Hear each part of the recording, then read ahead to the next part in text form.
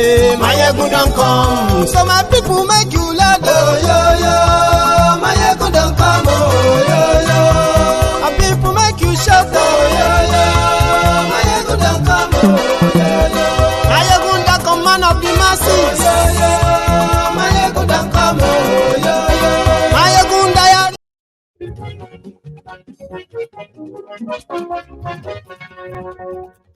Hello there.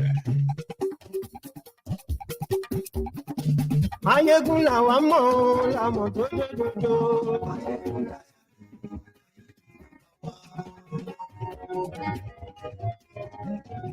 Mayegun làwa mọ̀ làmọ̀ tó dodo. Morning to you, good afternoon to you, and good evening to you from wherever you are joining us tonight. It is Mayegun Live.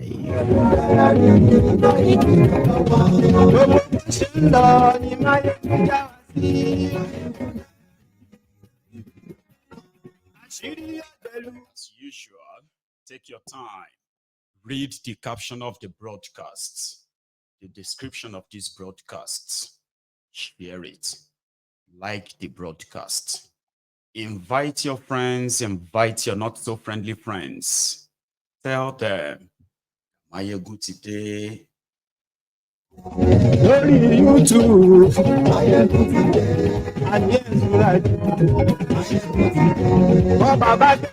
Innocent. Obi. How is everyone joining us this hour? How are you doing? There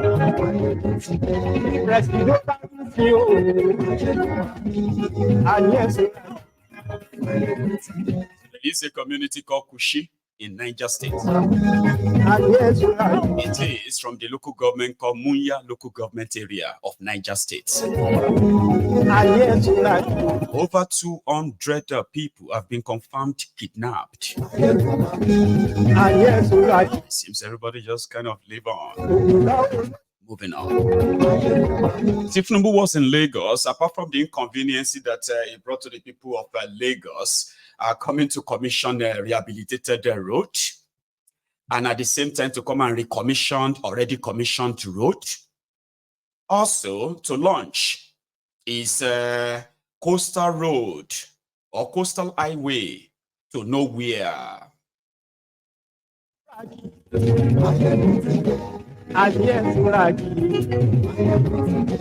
Kano saga is still raging. Remember that. Yes, they are still dragging. Who is going to be their emir? Different court orders. They are harvesting court orders in Kano like they are harvesting guru as we speak.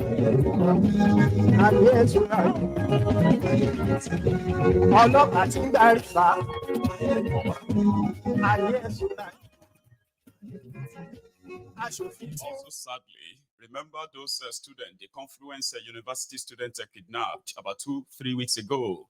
They've killed the remaining two. That is the Fulani terrorists.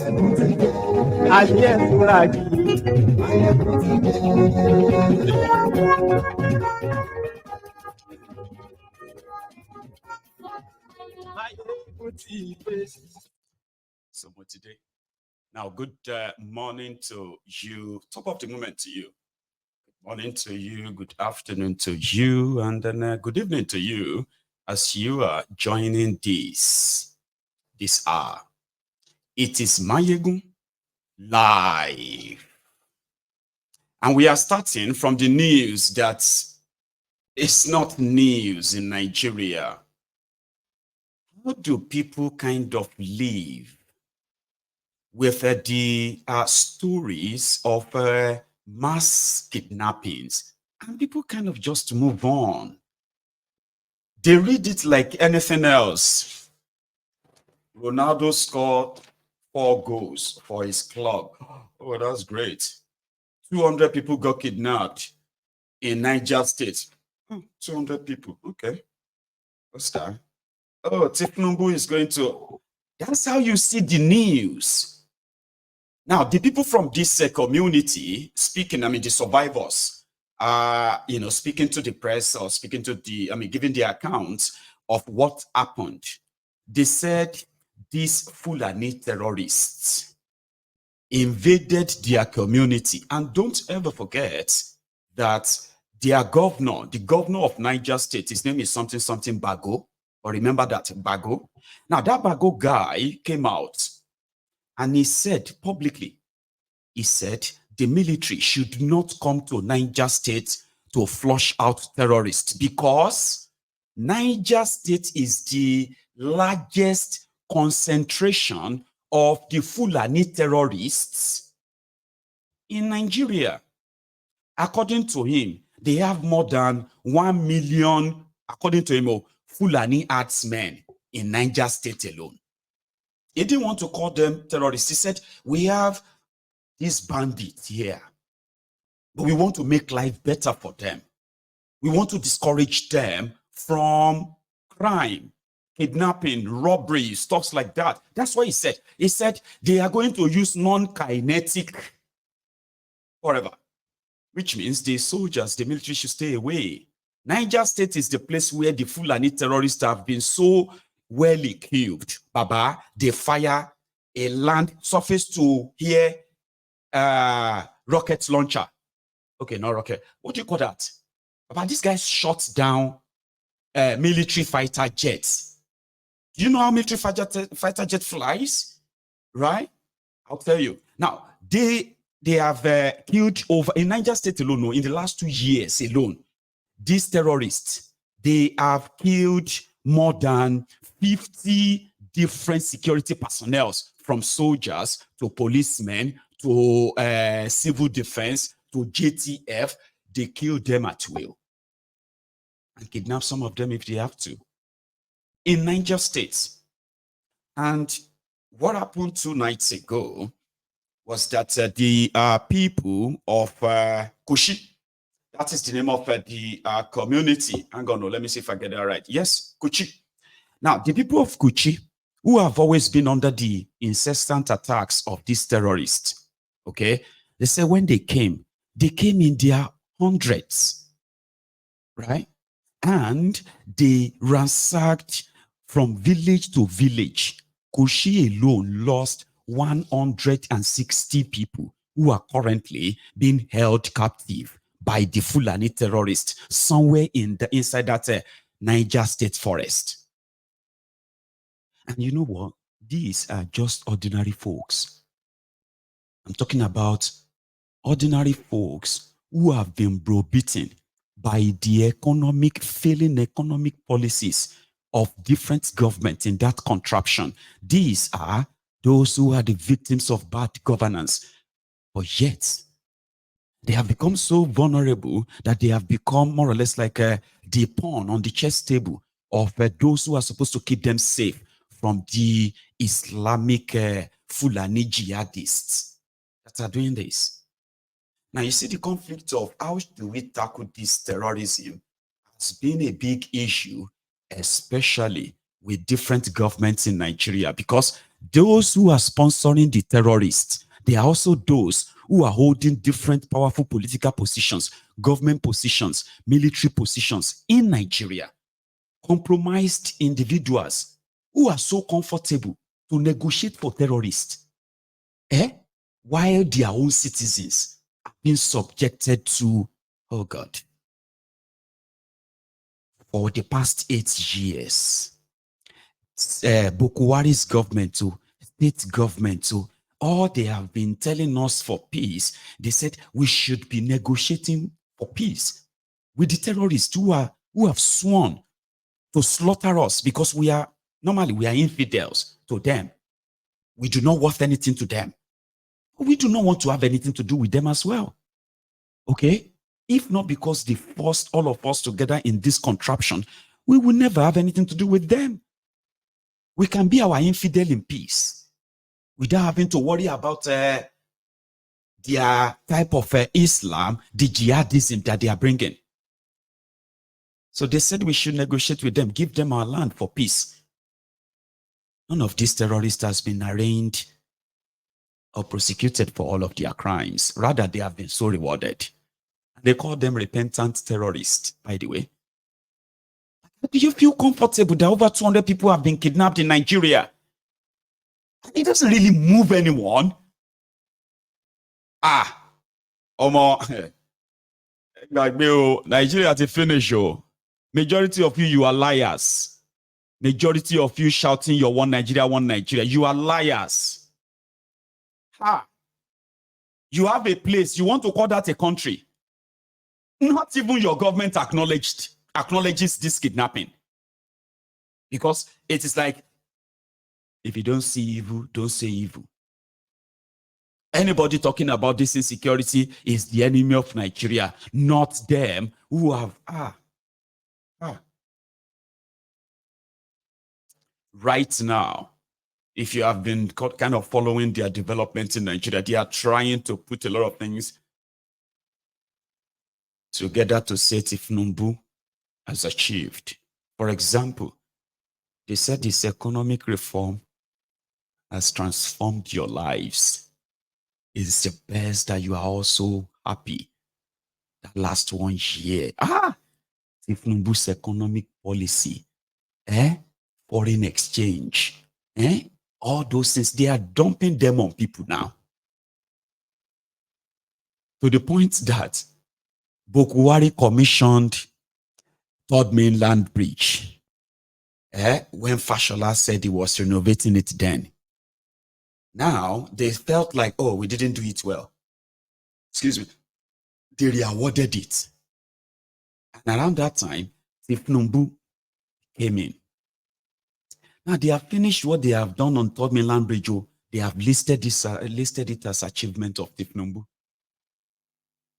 Dangote refinery, and Dangote, the road that Dangote constructed with concrete since 2018, Tifnumbu is in Lagos yesterday to commission it.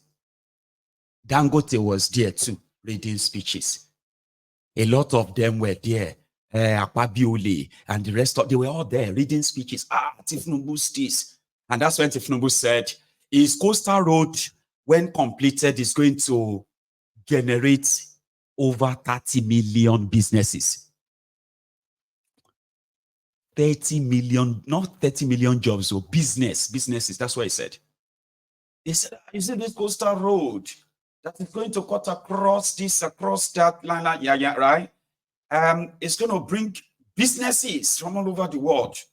Who would love to have their business next to the coastal road in Nigeria? Okay. And also he said something like, he has also sort of awarded or provided money to construct Sokoto to Badagry Road, which is 1,000 kilometers. Lagos Calabar is 700 kilometers. Then he said he's also constructing, I think he said something about constructing something to Ghana as well. Like, it's just like, Tifnumbu is embarking on ambitious road projects. Omashoju, wow. But in reality, this is Tifnumbu's record. In the last, 1 year. The one that all of you can attest to and tell me how this actually makes your life better. Okay? Because Tifnumbu has done so well. But look at your screen. Petroleum price jumped from 167 naira to over 700 naira today. Food inflation from, from 21%. I don't know why they put 24%. It was never 24%. From 21% to over 40% now. Food inflation. Inflation rate from 18% to 33.69%, but they said it's 22.41, okay? See, inflation is up. Diesel from 844 naira to over 1,400. Foreign reserve dropped from, it was never 35 billion though, but these guys put that out, like NBS, Nigerian Bureau of National Bureau of Statistics, okay? So they said from foreign reserve from 35 billion down to 32 billion. Tifnumbu have already stolen 3 billion.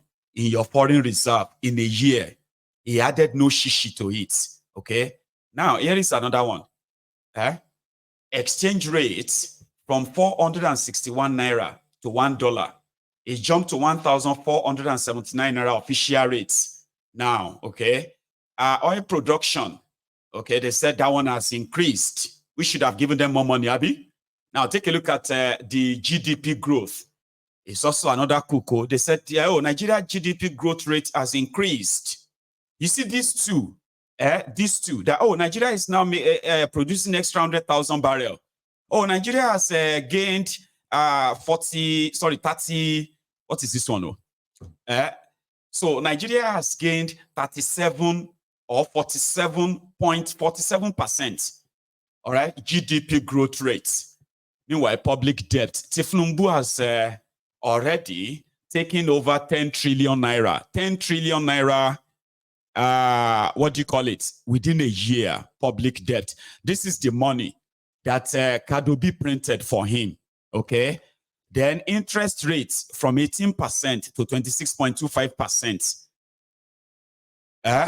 So now you see all of this is your reality. But guess what? This is in celebrating Tifnumbu's 1 year. Now take a look at the projects. Projects Boku. Ashiwaju go I mean, he has so much to commission, okay? Now, this is not even about economy now. This is just them, right? Trying to build structures at ridiculous amounts, right? So, yesterday, Tifnumbu was in Lagos to commission concrete paved Apapa and Tinkan Island ports, which was done by Dangote since 2018. They took Bokwari there last year because Dangote that constructed the road received a tax, break. It is like say, oh, Dangote was supposed to pay 100 billion in tax. But instead of him paying that 100,000, they will, instead of him paying 100 billion in tax, they would just tell him to use it to construct concrete road. Now, he doesn't have to construct 100 billion naira concrete road. All he has to do is that, okay, you know what, I will construct it from here to that place. And then you can give me tax break. I won't have to pay tax to you. Say, yeah, please do it for us. This is the way the elite rob the people and rob the government. Do you understand that now? And somebody like Dangote has been enjoying that a lot. Sometimes he complains of losing money just to sound like he's actually a real businessman. He is not. Do you understand? However, so Dangote was already constructing this road because they gave him tax break. He didn't do it for free. He cheated Nigeria. It's like using 20% of money you are supposed to pay as tax, using that to construct a short road, okay, and keep the rest of the money. They do that for businesses just to encourage, you know what I mean, like, well, it is robbery. They won't do that for you. No, they won't. They won't say, okay, you know what? Don't pay your tax. Go and clean the streets. Go and clean some areas and pack everything and keep your tax. No, they won't. Just for them anyway, yeah? But he did that already. Now, Paulu was moved to Lagos to go and commission that for the second and third time. So also, they said, oh, Tifnumbu is going to commission audio commissioning. They said 330 roads across Nigeria. So which means that would be him saying, oh, in another 1 year, they can plaster your screen with a list of 330 roads. Imaginary 330 roads. Anyway, as part of Tifnumbu's 1 year, 700-kilometer Lagos Calabar super highway to nowhere. Now, he also assured them, he said, a lot of people don't believe that they will construct the road. Tifnumbu said, some of you don't think we will do it. I will do it, Abi. Don't worry. I promise, I will do it. I will complete it. People like Mayegun and others who don't believe that I want to build this road.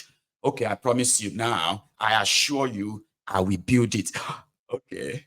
You have to. You already gave your friend 1 trillion, 1.1 trillion naira. You've already given him the job for 15 trillion. And the Shokoto to Badagry also is given to Shaguri.